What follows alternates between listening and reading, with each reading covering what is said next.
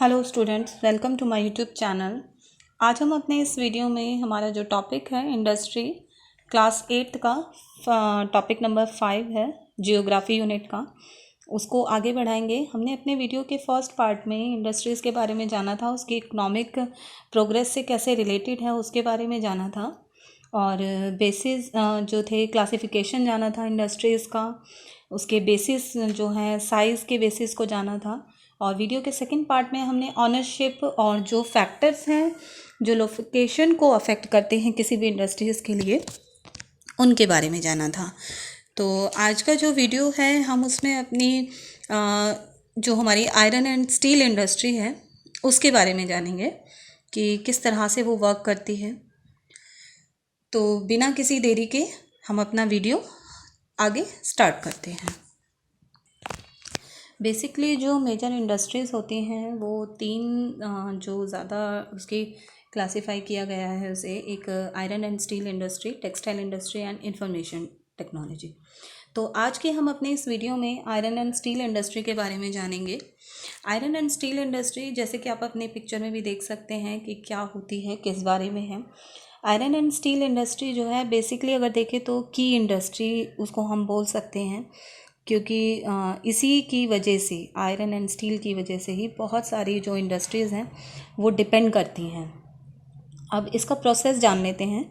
जो iron and steel का जो प्रोसेस है, ये जो रिक्वायर करता है industry, iron and steel industry जो है वो आयरन और कॉल, लाइमस्टोन, मैंगनीज और को एक रॉ मटेरियल के रूप में रिक्वायर करता है। और जो एक और चीज़, बहुत सारी ऐसी चीज़ें हैं जिन्हें और भी चीज़ों को वो रिक्वायर करता है, जैसे कि ह्यूज कैपिटल हो गया, दैट मीन्स अमाउंट बहुत ज़्यादा चाहिए उसके लिए, एक लार्ज एरिया भी चाहिए, एफिशिएंट लेबर भी होनी चाहिए, एंड नेटवर्क जो है ट्रांसपोर्ट का वो भी बहुत अच्छा होना चाहिए। तो जो स्टील को मैन्युफैक्चरिंग ऑर्डर करने के लिए, उसमें उसको बनाने के लिए आयरन और सबसे पहले क्या होता है, उसको स्मेल्ट किया जाता है। ब्लास्ट जो फर्नेस होती है उसमें उसको स्मेल्ट किया जाता है एंड उसके बाद में उसको रिफाइन किया जाता है। तो ये तो एक हो गया उसका प्रोसेस। अब बात करते हैं आउटपुट एंड यूजेस की। जो स्टील प्रोड्यूस जो होता है वो जब फिनिश्ड प्रोडक्ट जब बनता है तो वो उससे पहले वो उसकी जो रिक्वायरमेंट, जैसे कि हमने बोला कि रॉ मटेरियल की हमें नीड पड़ती है, तो रॉ मटेरियल के बाद में जो फिनिश्ड गुड आता है, वो मटेरियल आता है हमारा ऑटोमोबाइल इंजीनियरिंग है या फिर और इसी तरह की जो इंडस्ट्रीज़ हैं, उनके फिनिश्ड प्रोडक्ट बन के तैयार होते हैं स्टील से। और जो स्टील है वो कई तरह की वेरियस शेप्स में कट किया जाता है, रोल किया जाता है, उसको शीट्स में रोल किया जाता है एंड वायर्स में भी उसको बनाया जाता है। तो इस तरह से जो मेटल है उसको, जो स्टील है उसको अलग अलग मेटल्स के साथ में भी उसको यूज़ किया जाता है, लाइक एल्यूमिनियम है, निकल, कॉपर। तो इन सब चीज़ों को मिला करके एक और मेटल तैयार हो जाता है जो कि अलॉय होता है। तो जो स्टील है वो एक इम्पॉर्टेंट रॉ मटेरियल है मॉडर्न इंडस्ट्री का, और एक एसेंशियल भी है ये किसी भी टूल्स की प्रोडक्शन के लिए, machines, automobile, drilling machines, pipe, इन सभी की प्रोडक्शन के लिए स्टील एक रॉ मटेरियल है और एक एसेंशियल मटेरियल है। और जो फार्म इम्प्लीमेंट्स होते हैं उनमें भी स्टील ही होता है, वो भी स्टील से ही बनते हैं। एंड जो स्टील है वो बहुत सारे ऐसे हमारे कंस्ट्रक्शन एक्टिविटीज़ भी हैं जिसमें बनता है आज तो। क्योंकि हमारे, अगर हम देखें तो अपने आसपास में भी बहुत सारी ऐसी टूल्स होते हैं या फिर बहुत सारी ऐसी चीज़ें होती हैं जो स्टील की ही बनी हुई होती हैं।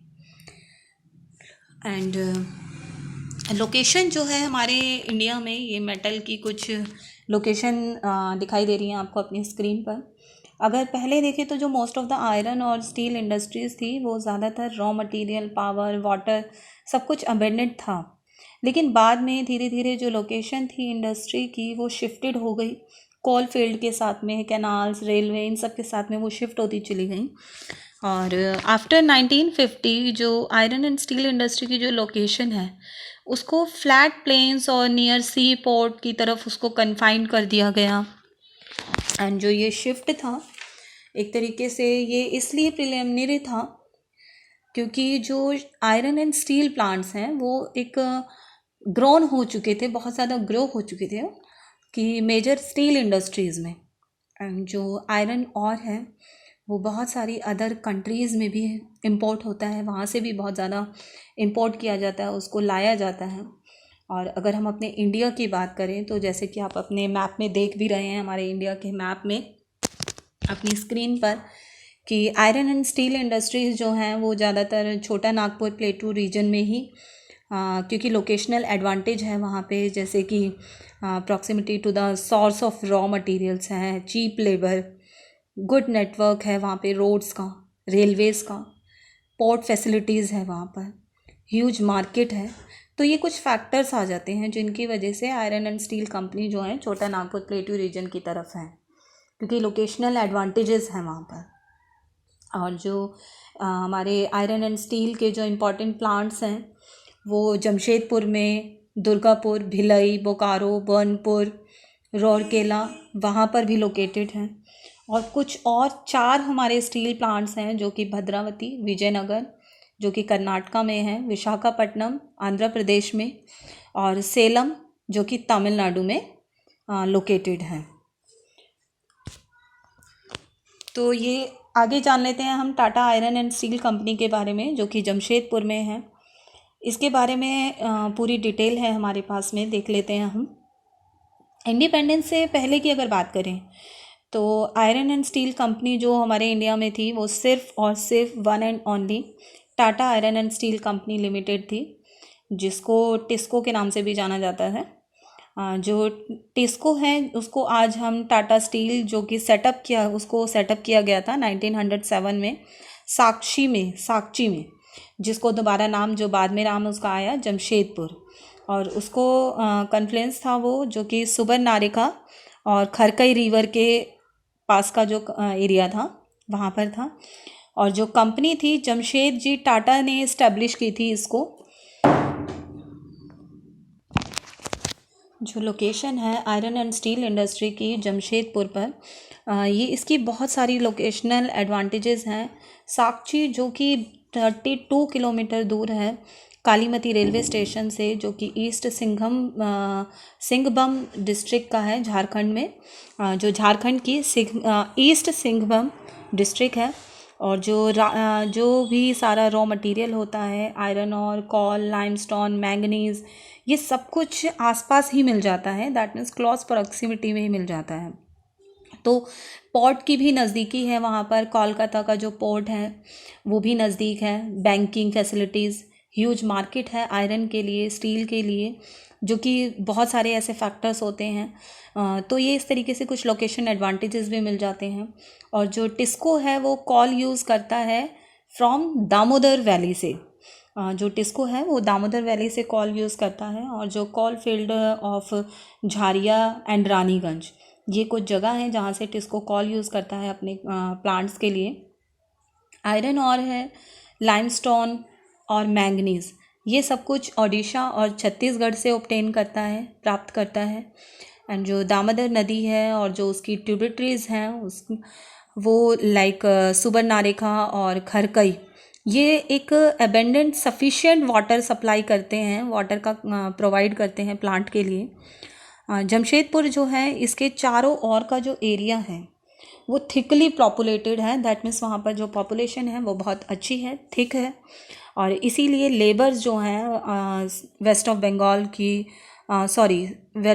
बंगाल की, झारखंड, बिहार, ओडिशा, उत्तर प्रदेश, तो इन सब जगहों की जो स्टेट्स की जो लेबर है वो इजीली अवेलेबल है वहाँ पर। और जमशेदपुर जो है वो कोलकाता, मुंबई, चेन्नई, इनसे भी बहुत अच्छे से कनेक्टेड है बाय रोडवेज एंड रेलवेज़, दोनों ही तरह से, रोडवेज से भी और रेलवेज से भी। एंड जो गवर्नमेंट है वो भी इनिशिएटिव लेती है, उसके लिए प्रोवाइड करती है जो भी डिज़ायर्ड कैपिटल जो इन्वेस्ट करना चाहते हैं, क्योंकि इंडस्ट्री की डेवलपमेंट के लिए उसके लिए भी इनिशिएटिव प्रोवाइड करती है हमारी गवर्नमेंट।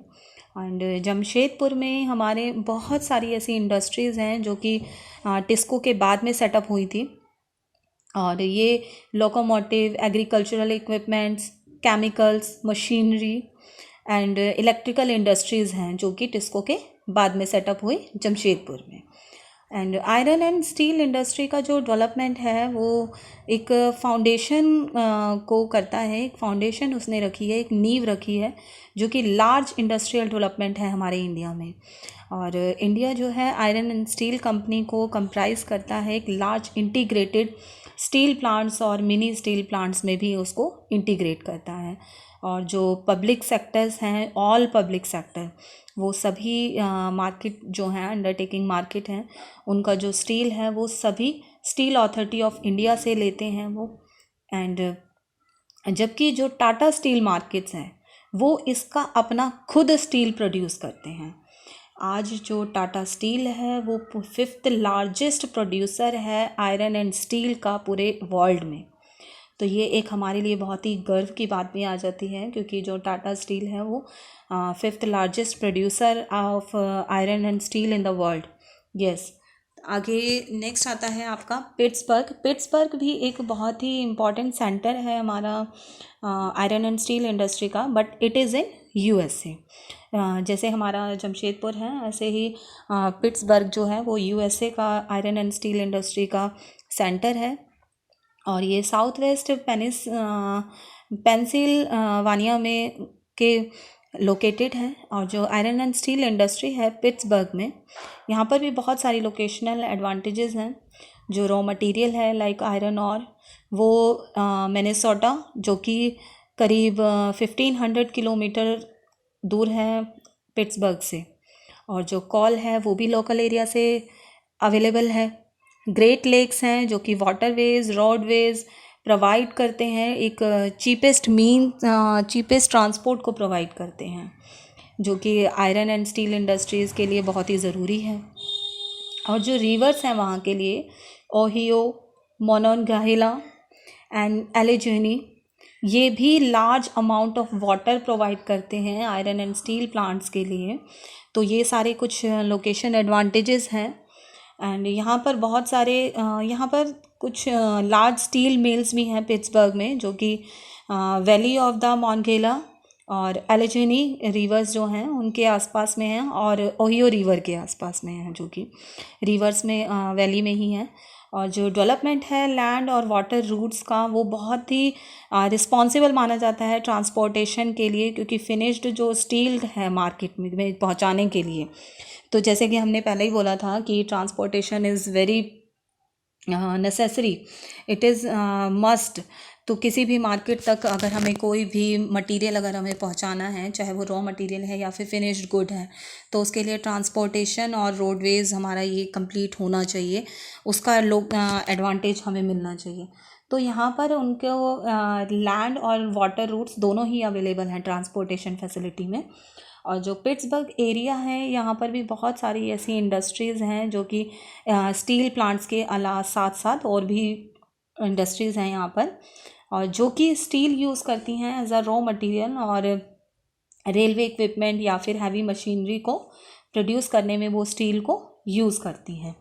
तो आज के वीडियो में बस इतना ही। नेक्स्ट वीडियो में हम अपनी कॉटन टेक्सटाइल इंडस्ट्रीज़ के बारे में जानेंगे। Thanks for watching this video. If you like it, please like, share and subscribe my channel.